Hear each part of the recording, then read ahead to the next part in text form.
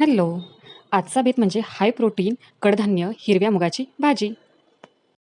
त्यासाठी मी 6-7 लसूण पाकळ्या, आले, कढीपत्ता, कोथिंबीर ओबडधोबड मिक्सरमध्ये वाटून घेतले. अर्धा टोमॅटो बारीक चिरून घेतला आणि भाजीत वरतून घालण्यासाठी थोडीशी कोथिंबीर देखील चिरली.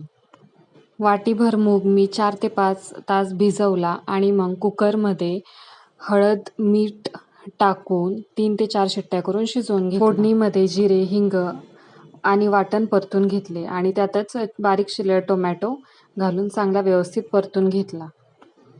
त्यामध्ये हळद, धनेपूड आणि घरगुती मसाला किंवा कांदा लसूण मसाला टाकून 1 मिनिटभर परतून घेतले. तो मसाला लगेच करपू नये म्हणून मी शिजवलेल्या मुगाचे थोडेसे पाणी त्याच्यामध्ये टाकले आणि थोडंसं वाफवून घेतलं. त्यामध्येच मीठ घातले कारण मूग शिजवताना मी ऑलरेडी मीठ टाकले होते.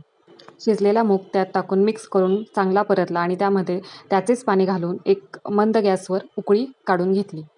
अशी कडेने बारीक उकळी आल्यावर त्यावर बारीक चिरलेली कोथिंबीर घालणे. तोंडी लावणीसाठी 1 कुरडई तळून घेतली. तयार अशी आपली मुगाची भाजी, तळलेली कुरडई, कैरीचे लोणचे आणि चपाती. Enjoy your food.